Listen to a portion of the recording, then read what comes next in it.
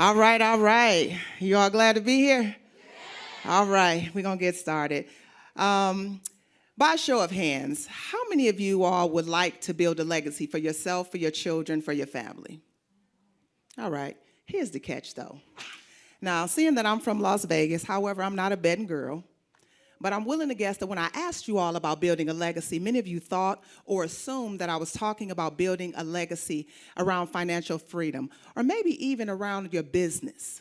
While all that's perfectly fine and good, that's not the legacy that I want to talk to you all about today. I would like to talk to you all about something that we don't talk enough about, at least in the context of legacy building and creating wealthy families. I want to talk to you all about building a legacy of love. Now, before we get too deep in this conversation, I done said this love thing. I want to make sure we're all on the same page. I am not here to help you find your soulmate. I am not here to help you hook up with your future bae or your boo. That is not what I do.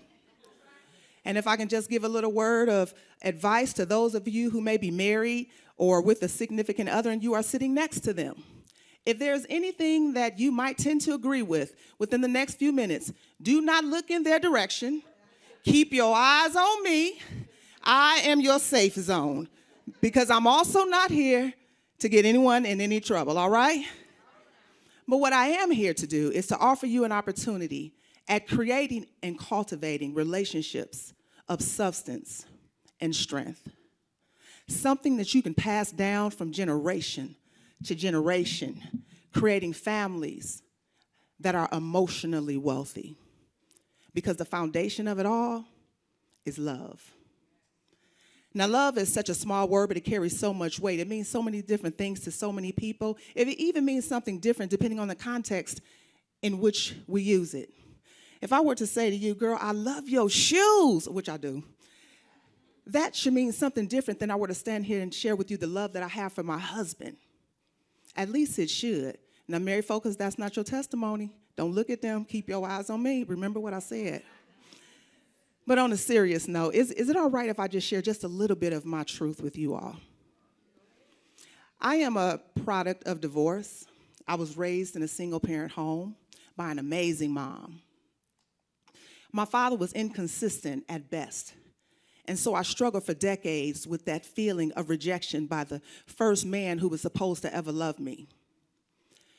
And so I didn't see love relationships that were actually being modeled, at least in a healthy way for me. But even with that, I knew that I always wanted to be married. I knew that I wanted to have someone to do this thing called life with. I knew that I not only wanted to be successful in my life and in my business, but I also wanted to be fulfilled in life and in love. But unfortunately, I navigated that desire from a very flawed perception of what love was supposed to look like in relationships, from a very flawed perception of who I was, what I needed, and what I definitely deserved.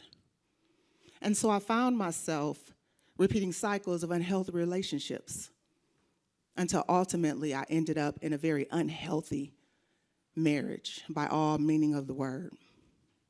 See, the thing is, I didn't know what I didn't know.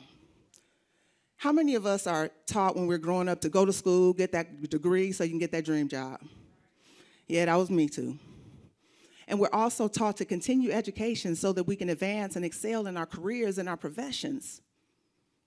But what exactly do we do to learn how to develop healthy, sustainable relationships and marriages? What exactly do we do to invest in creating emotionally wealthy families? The truth is, many of us, we just wing it. We wing it as some of the most important jobs and roles and responsibilities that we'll ever have in our lives.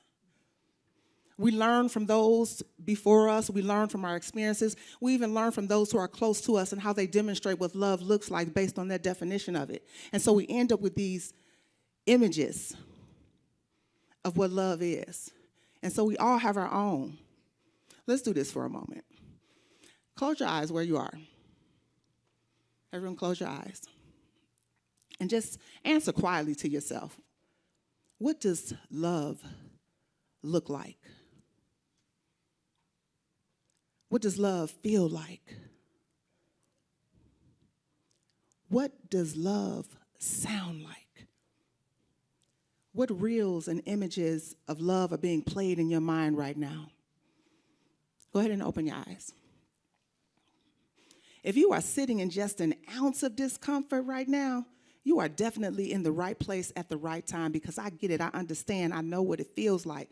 I know what it feels like to look for love in all the wrong places, to actually find very distorted and unhealthy images of it. I know what it feels like to walk around with that happy face on, with that stride and that strut as though you got everything figured out and life is going on in every aspect. But on the inside, you are broken. Your self-esteem is not where it should be. I know what it feels like to settle for that relationship, better yet that situationship, because someone told you, or you even convinced yourself that this is as good as it gets.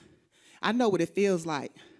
I know what it feels like, because I wish that I would have known what it is that I know today. I know that I wish that I would have faced some truths about myself way back when, before I said I do the first time. Yeah, that's what I said.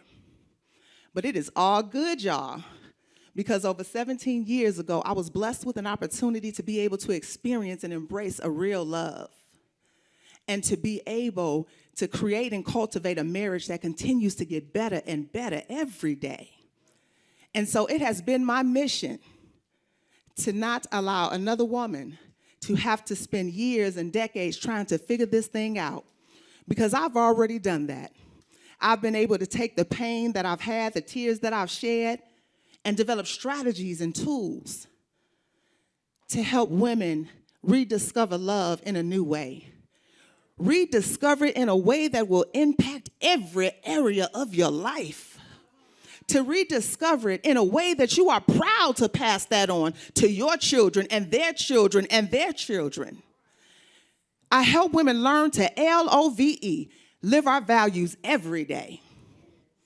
And so if it's all right with you, I would love to leave you with a few strategies and tips that you can actually begin to implement today.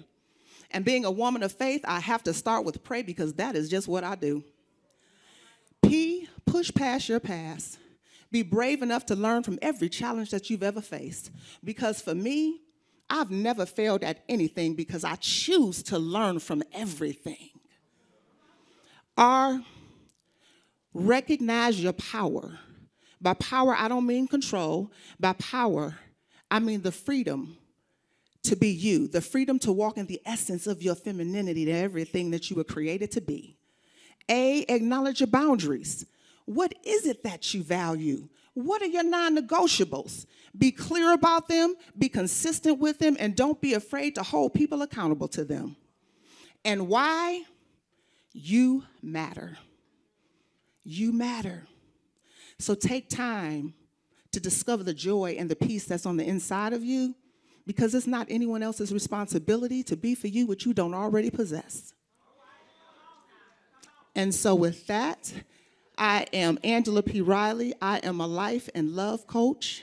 I focus on relationships, and I would love to walk this journey of a new level of love with you. You can contact me by texting LOVE to area code 702-890-6830. Did y'all get that?